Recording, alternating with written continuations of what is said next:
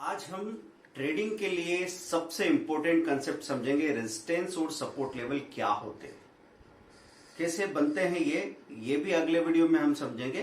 पर resistance support level को समझाने के लिए यहां मैं आपको बहुत ही सिंपल उदाहरण बताऊंगा, जिसकी वजह से आप कभी भी आगे कंफ्यूज नहीं होने वाले। देखिए, जब भी हम किसी शेयर का प्राइस देखते हैं तो हमको ऐसा नजर आता है कि एक रेंज में शेयर के प्राइस घूम रहा है और उसके बाद कोई खबर आएगी, या तो कोई पॉजिटिव ट्रिगर आएगा कि बहुत अच्छा रिजल्ट आ गया कंपनी का, या फिर उसको बड़े ऑर्डर्स मिल गए, या फिर उस सेक्टर के लिए आगे बहुत अच्छी अच्छी पॉलिसीज गवर्नमेंट की आने वाली है, उसकी वजह से ये शेयर का प्राइस ऊपर जा सकता है। जब इस तरह का अंदाजा हुआ तो उसमें बाइंग होगी। जब बायर ज्यादा सेलर कम हो जाएंगे तो वो शेयर अपना रेजिस्टेंस तोड़ देगा, तो एक नए लेवल पे चला जाएगा। समझो पहले 100 to 110 की रेंज में घूम रहा था, 100 से 110 के बीच में घूम रहा था, फिर कोई अच्छी खबर आई तो 110 का लेवल तोड़ा उसने और सीधा गया कहां, 130 तक।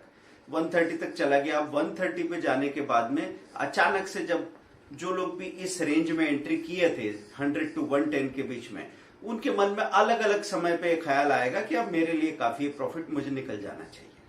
कुछ लोग ऐसे होंगे जो उतावले होंगे, वो 120, 121 पे ही निकल जाएंगे।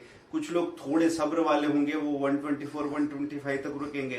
कुछ लोग बहुत सब्र वाले होंगे तो वो आखिरी तक कोशिश करेंगे, 130 से पलट के जब 128, 27 होगा तब प्रॉफिट बुक करेंगे। देखिए, ये तो सोचना ही नहीं है आपको, जो बेस्ट प्राइस है उसी पे सेल करूंगा और जो मिनिमम प्राइस है उसी पे खरीदूंगा। तो जहां पे बिक्री आने लगती है, सेलिंग आने लगती है, प्रॉफिट बुकिंग आने लगती है, वो कहलाता है रेजिस्टेंस।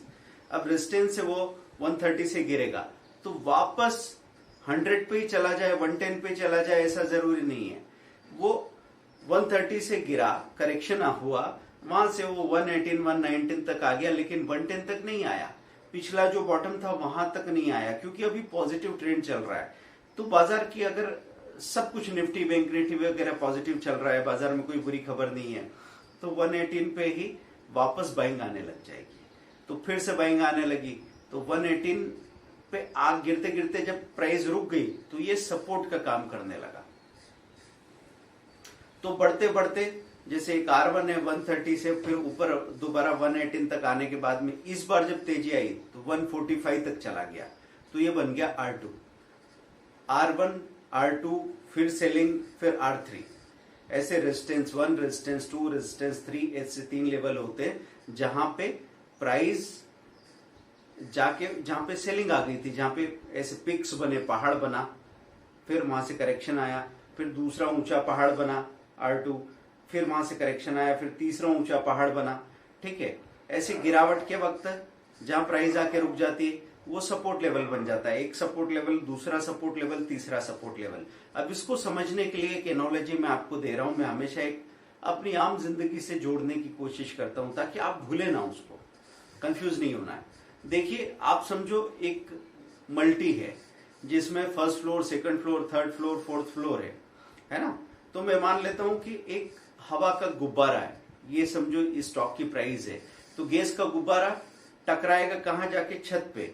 और अगर उस छत में, उस छत को तोड़ दे, उसमें अगर एक पूरा होल हो जाए, वो छत टूट जाए, तो सीधा फर्स्ट फ्लोर की छत से वो ऊपर चला जाएगा गुब्बारा, और ऊपर जाके सेकंड फ्लोर की छत पे जाके टकराएगा। तो R1 को तोड़ा तो सीधा कहा R2 को जाने की तैयारी हो गई।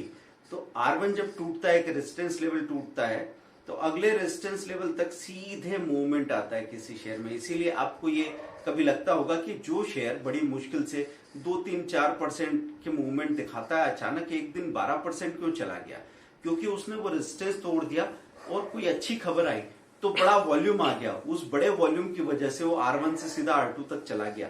लेकिन जब फर्स्ट फ्लोर से सेकंड फ्लोर जा रहा है, रेजिस्टेंस तोड़ के बीच में पंखे से टकरा गया तो फूट जाएगा। इसका मतलब कोई बुरी खबर आ जाए, निफ्टी के लिए ही, ओवरऑल ब्रॉड मार्केट के लिए कोई बुरी खबर आ जाएगी, तो फिर वो शेयर उतनी तेजी से ऊपर नहीं जा पाएगा, बीच में कहीं उसकी प्राइस ठहर जाएगी और लुढ़क के नीचे आ जाएगी। ठीक है, तो आपको ये पूरी बात समझ में आ रही है कि यहाँ पे बहुत सारे वेरिएबल्स हैं। अब अगर मैं बात करूं कि थर्ड फ्लोर पे है, वहां समझो छत में टूट जाती है, तो फर्स्ट फ्लोर से गिरेगा, नीचे आएगा गुब्बारा, उसकी हवा निकल रही है, नीचे आ गया, फिर फ्लोर टूटी तो सीधा उससे नीचे की फ्लोर पे, सो S1 S2 S3 ऐसा ध्यान रखें।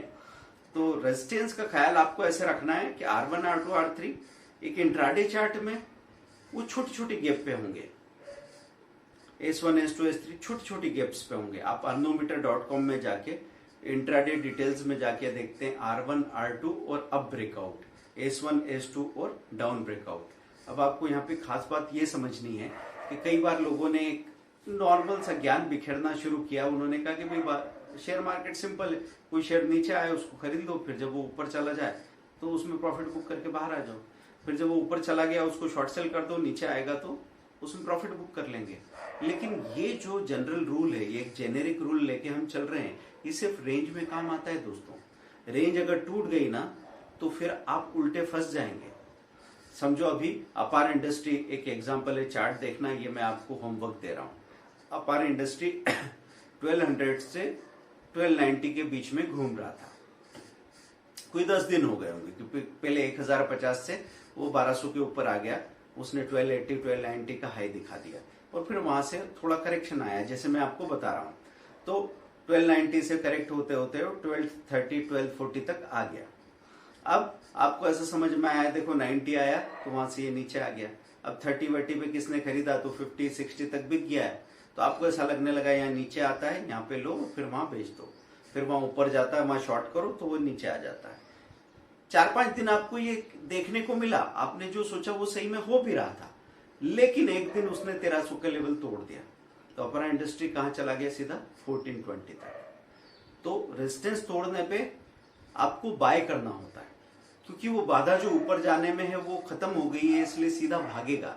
लेकिन आमतौर पे कोई इंसान ऐसा नहीं सोचता। आमतौर पे ऐसा सोचते हैं कि 100 से 110 के बीच में कोई चीज घूम रही थी, या 1200 से 1300 के बीच में घूम रही थी, तो 1320 पे वो खरीदने के बारे में डरेंगे। जिनको टेक्निकल बात का पता नहीं है, टेक्निकल ऑब्जर्वेशन का पता नहीं है, चार्ट के बेसिक नहीं समझते, रेजिस्टेंस सपोर्ट को नहीं समझते, वो लोग क्या कहेंगे, 1320 पे तो अभी महंगा हो गया, लेना होता तो 1250 पे लेते, अब यहाँ पे क्या मतलब, अब तो बढ़ चुका है। तो जो लोग पुराने हैं, जो अच्छे ट्रेडर हैं, वो रेंज के ब्रेकआउट पे ही ट्रेड करते हैं, रेंज में ट्रेड नहीं करते। और ऐसी अगर ये 1200 से नीचे आ जाए तो जो नया आदमी बाहर से आया वो समझेगा कि यार 1200 पे ले रहे थे, अब तो ये 1170 का हो गया और सस्ता हो गया, अच्छी बात है, ले लो, सस्ता मिल रहा है। तो अगर आपने वहां पे ले लिया तो वो सीधा 1100 जा सकता है और आप वहां पे फंस जाएंगे। तो सपोर्ट जब टूटेगा तो सस्ता होने पे आपको नहीं खरीदना है, रेंज टूटने के बाद आपका ध्यान होना चाहिए कि रेंज टूटे, ऊपर की तरफ रेजिस्टेंस टूटे तो आपको खरीदना है, वो रेंज नीचे की तरफ टूटे, नेगेटिव ब्रेकआउट हो तो आपको शॉर्ट सेल करना है।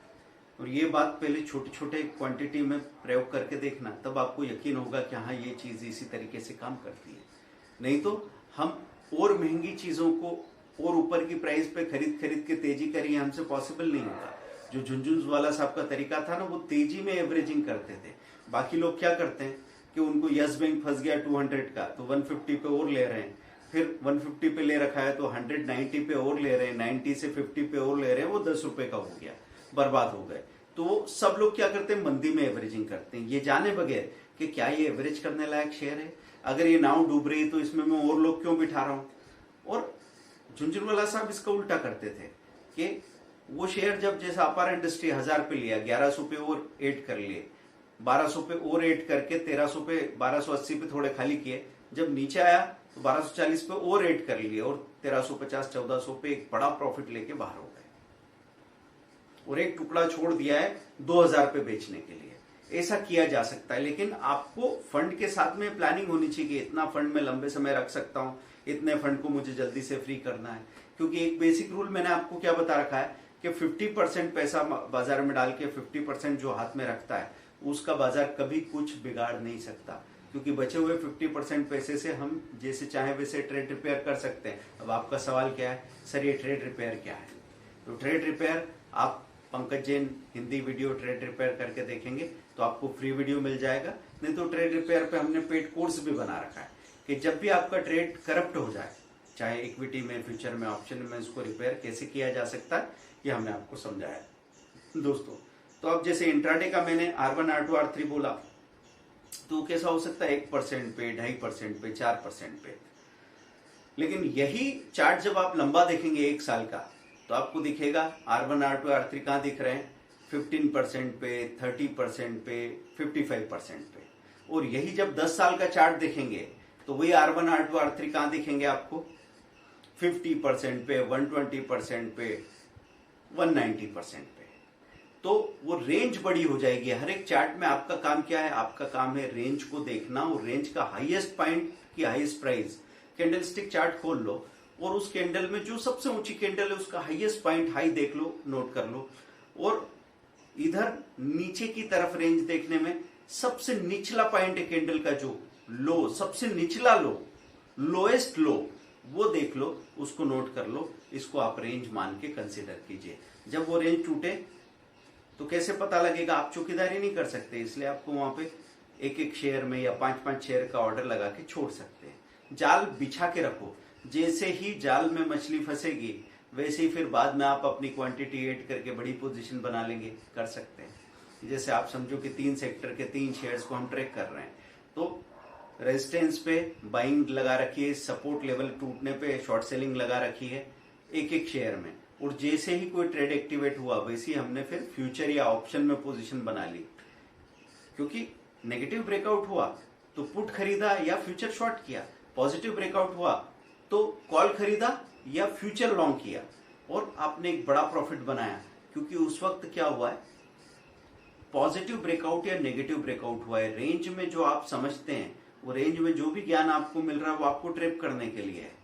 रेंज टूटने के बाद में जो क्लैरिटी आती है उसको समझने की कोशिश कीजिए दोस्तों। इसीलिए हम अपने पेड कोर्सेज में जो स्क्रीनर्स दे रहे हैं या फ्री वीडियो में जिन स्क्रीनर्स का जिक्र कर रहे हैं कि समय होना चाहिए इतना, कोई मेरे पास आ रहा है तो जब वो एक छोटा सा पेमेंट करके कोई कोर्स लेता है तो उसके पास एक जिम्मेदारी होती है। जैसे कहते हैं ना, बाप के पैसे से बिजनेस करोगे तो अगर बिजनेस नहीं चल रहा है तो आप सो जाओगे चादर तान के, बोले ठीक है पापा का पैसा है क्या ही कर लेंगे, फांसी पे तो नहीं चढ़ाएंगे। लेकिन बैंक का पैसा लेके जब लोन उठाते हो और ब्याज का घोड़ा भागता है तो उसके नीचे कुचलने से बचने के लिए इंसान मेहनत जरूर करता है। तो दोस्तों, जब आप एक 3000 की एक स्ट्रेटेजी या 10,000 की 10 स्ट्रेटेजी का कोर्स लेते हैं तो आपके दिमाग में एक बात बनती है कि ये 10,000 रुपए जो दिए हैं, एक महीने के अंदर इससे मुझे 15,000 रुपए निकालने हैं। तो आप एक प्लान बनाते हो, कोई एक काम करें, 400 रुपए 300 रुपए रोज का प्रॉफिट अगर मैं निकालूं तो मेरा ये पैसा वसूल हो जाएगा एक महीने के अंदर। उसके बाद मैं जिंदगी भर में इस स्ट्रेटेजी से पैसा बनाता ही रहूंगा। तो ऐसा सोचने के लिए एक महीने जो आप कायदे से काम करते हैं ना, यही आपको उठा के ले जाता है ऊपर। तो शुरू शुरू में हर कैरियर में आपका जो ग्रोथ का ग्राफ होता है वो शुरू में बहुत धीमे धीमे ग्रोथ होती है, मेहनत बहुत ज्यादा लगती है, और उसके बाद एक्सपोनेंशियल ग्रोथ होती है दोस्तों।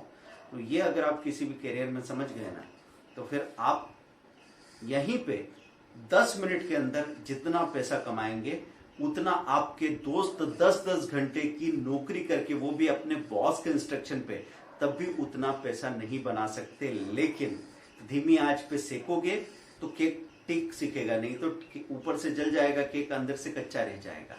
तो करना क्या है, आपकी ग्रोथ स्लो एंड स्टडी होनी चाहिए, और वो भी आपकी स्टडी के साथ साथ, आपकी प्रैक्टिस के साथ साथ आपका वॉल्यूम बढ़ना चाहिए, फिर आपको कोई रोक नहीं सकता दोस्तों। तो ठीक है, मिलते हैं। रिगी का भी एक प्लेटफॉर्म शुरू हो गया है, ग्राफी का प्लेटफॉर्म भी शुरू हो गया, सबका लिंक दिया हुआ है। क्लास प्लस पे तो आप जाके कोर्स परचेज करते ही हैं। तो हमने कोशिश की है हर जगह आपको सीखने को मिले, नहीं तो हमारे 2000 फ्री वीडियोस तो है ही आपके लिए। आप आगे आदेश कीजिए कहाँ आपको कंफ्यूजन रहता है, हम वहां आपको क्लैरिटी देने के लिए लगातार तैयार रहेंगे, कोशिश करते रहेंगे। सीखते रहिए, पैसा बनाते रहिए।